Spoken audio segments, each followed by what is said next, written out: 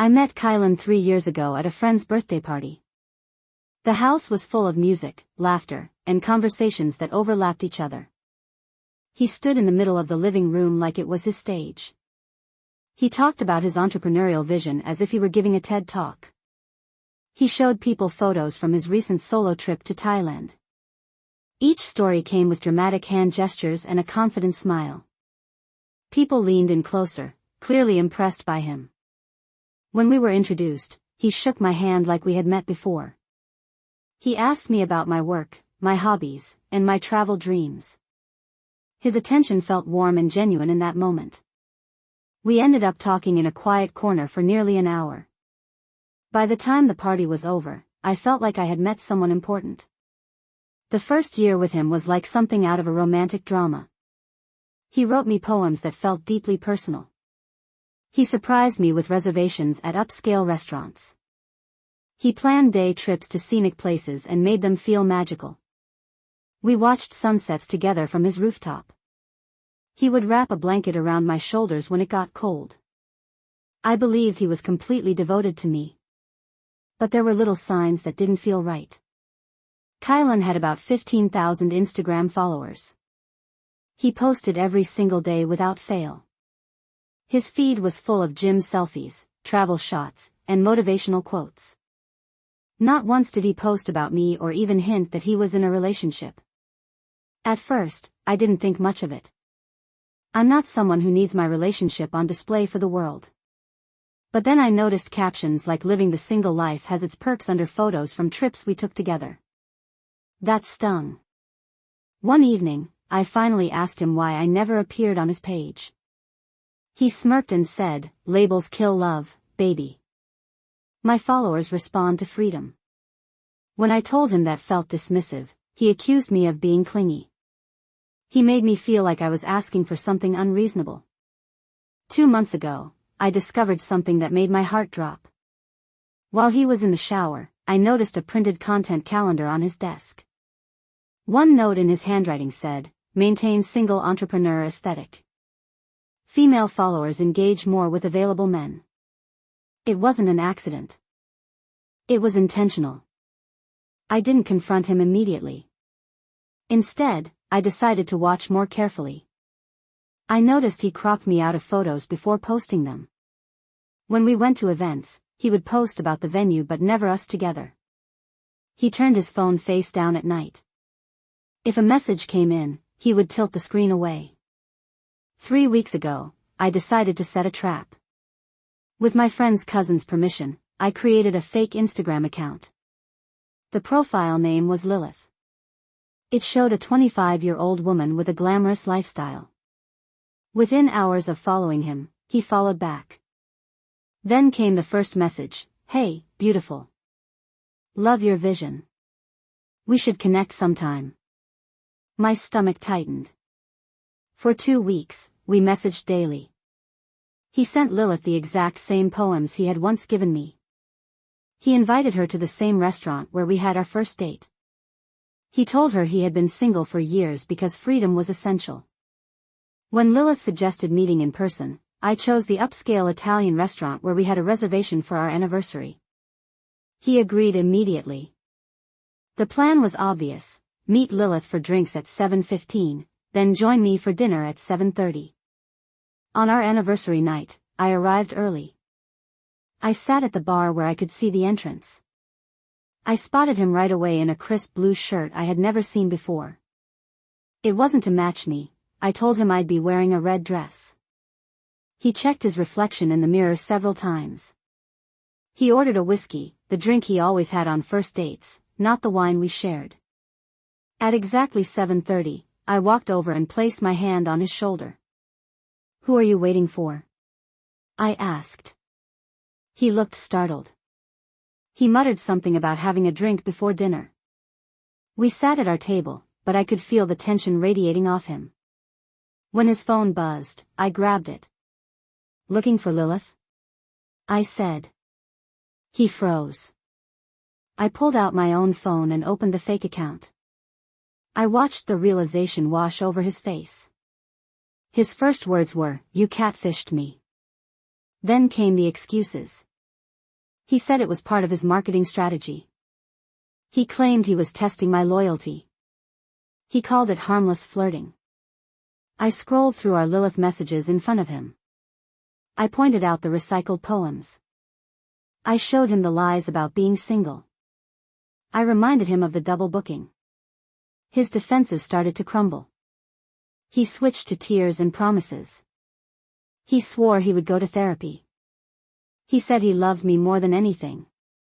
I asked him how many other women there had been. He claimed none of it was serious or physical. I didn't believe him. I told him we were not staying for dinner. In the parking lot, he begged me to listen. He said he had been planning a proposal. I walked away. That night, my phone lit up with 37 missed calls. Over 50 texts came in within hours. At 2 a.m. Lilith's account got a long message from him. He claimed he had known it was me all along. He said it was a trust exercise. The next day, I went to his apartment with his roommate Shane to collect my things. Shane told me quietly that Kylan had brought other women over while I was out of town. He also mentioned a planned Vegas trip with another woman. As I was packing, Kylan pulled in and blocked my car. He demanded I believe him over Shane. He said Shane was jealous of him.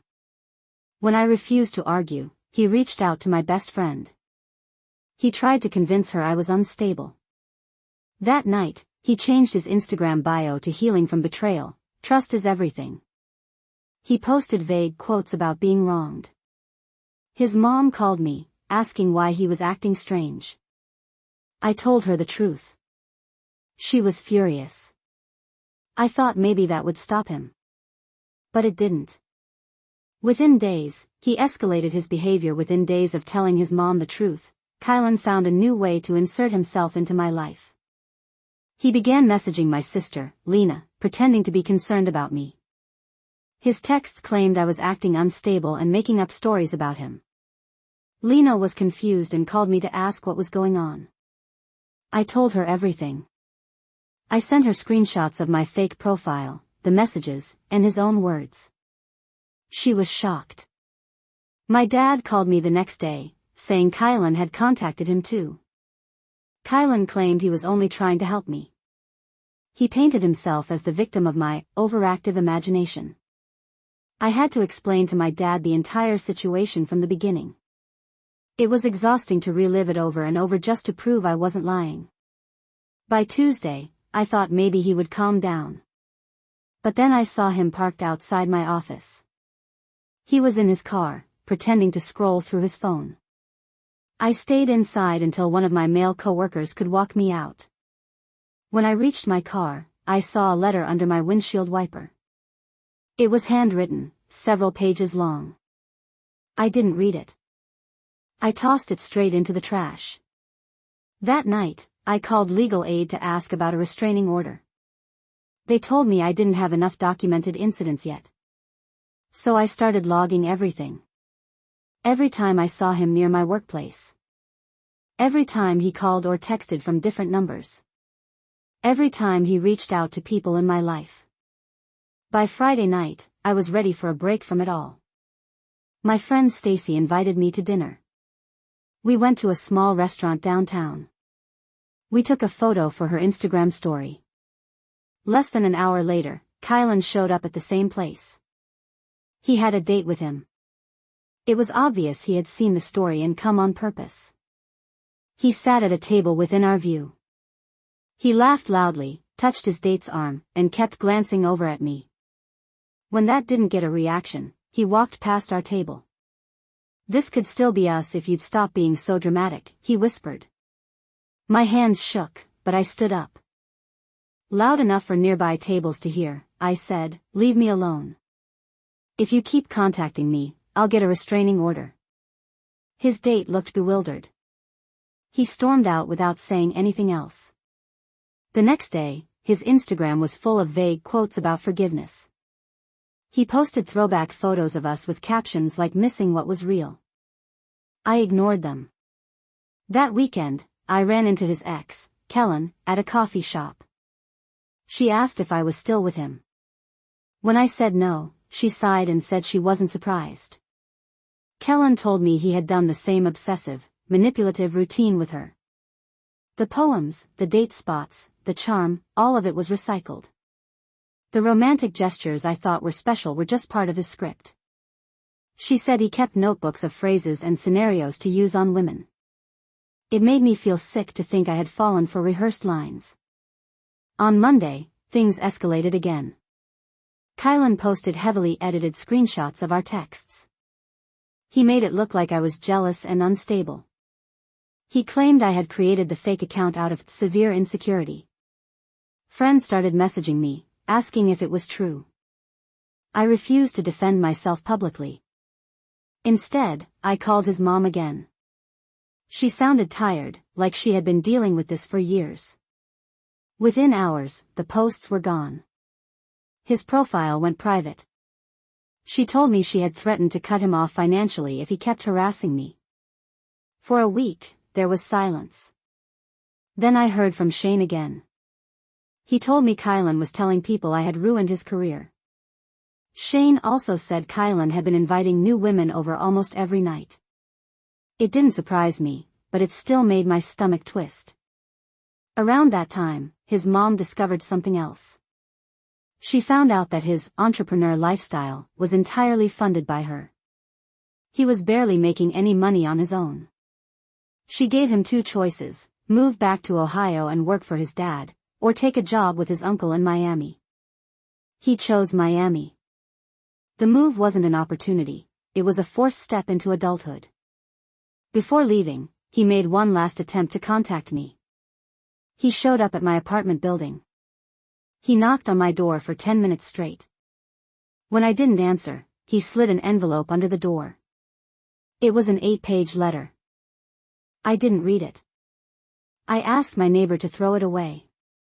A month into his Miami move, he tagged me in 20 old photos. All within minutes of each other. The caption said things like, "The one who got away." Friends, co-workers, and even my dad saw them before I could untag myself. I was furious. That was the last straw. I called his mom again. She and his uncle spoke to him directly. They told him if he ever contacted me again, they would cut all ties and fire him. A week later, Shane called me with something unbelievable. He had found one of Kylan's playbook notebooks. It was full of scripted conversations. There were flowcharts for how to adapt to different women's personalities. There were instructions for when to use certain poems or vulnerability moments. It was a manual for manipulation. Seeing it written down made everything click. The recycled lines. The repeated date spots. The way he always seemed to know exactly what to say to make me stay longer than I should have. Yesterday, I received a certified letter from his parents' attorney. It was a formal no-contact agreement.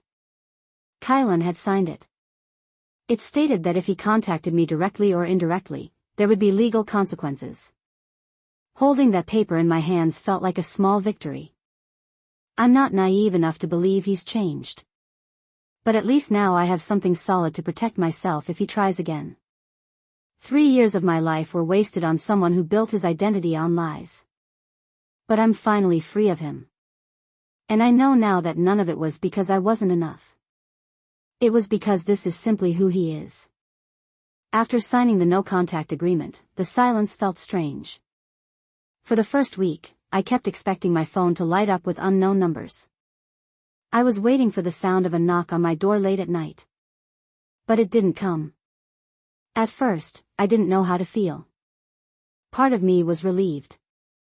Another part of me was tense, like my body had gotten used to living in defense mode. I started sleeping better, but I still checked the locks twice before bed. It was like retraining my brain to believe I was safe. I began spending more time with friends who had quietly supported me through the chaos. They didn't judge me for staying as long as I did. They didn't ask why I hadn't seen the signs sooner. Instead, they reminded me of who I had been before Kylan. It was hard to remember that version of myself. I had been confident, lighthearted, and trusting. Kylan had chipped away at all of that without me realizing. Slowly, I started taking pieces of my old self back. I went back to the hobbies I had abandoned during our relationship. I started painting again. I signed up for a hiking group I had always wanted to join. Being around new people reminded me how healthy connections are supposed to feel. No games. No manipulation. No scripts. One evening, I sat alone on my balcony watching the sunset. For the first time in months, my mind wasn't racing. I wasn't thinking about what he might post or who he might be with. I was just present in the moment. And I realized something important. Kylan's behavior had never been about me. It wasn't a reflection of my worth. It was a reflection of his choices, his patterns, and his unwillingness to grow. I had spent so much time wondering what I could have done differently. Now I understood that no amount of love or effort would have changed him. You can't fix someone who doesn't want to be fixed. And love is not meant to be a survival test. It's supposed to be safe. It's supposed to be honest. I began writing in a journal every night. Not about him, but about me. What I wanted in the future. What I would never tolerate again. What healthy love should look like. The list grew longer every day. The more I wrote, the more I realized that this ending wasn't a failure. It was a beginning. I had escaped something that could have consumed years more of my life. I had protected my peace. And I had proven to myself that I could stand up and walk away. One afternoon, Shane sent me a short message. It simply said, "He's already doing the same thing to someone else." There was a time when that would have broken me. Now, I just felt sad for her. And I knew it wasn't my responsibility to save her. She would see it eventually, the way I did. In the months that followed, I stopped checking his social media. I didn't need to know what he was doing or who he was with. My life had started moving forward without him. I focused on my work. I strengthened my relationships with my family. The same people he had tried to turn against me were now closer than ever. They had seen the proof. They knew the truth. And they told me how proud they were that I got out. Healing wasn't instant. There were still days when memories caught me off guard. But the difference was that those memories no longer had power over me. They were just reminders of what I survived. I learned to listen to my intuition again. To trust myself when something felt off. To set boundaries without apologizing for them. Most importantly, I learned that my worth was never dependent on someone else's validation. 1 year after it all ended, I found myself back at that same Italian restaurant. Not for a date, but for a friend's celebration. I walked in wearing a red dress, the same one I had worn the night I caught him. And instead of feeling pain, I felt power. That night no longer belonged to him. It belonged to me. It was the moment I chose myself. And I would keep choosing myself, over and over again. If there's one thing I carry from all of this, it's that leaving was the bravest thing I've ever done. It's easy to love someone when they treat you well. But it's much harder to walk away when they don't. And I walked away. Not because I stopped caring. But because I finally cared about myself more. If anyone reading this has ever doubted whether they should leave, remember this. You don't owe anyone the chance to keep hurting you. You owe yourself the chance to be free. And freedom is worth everything.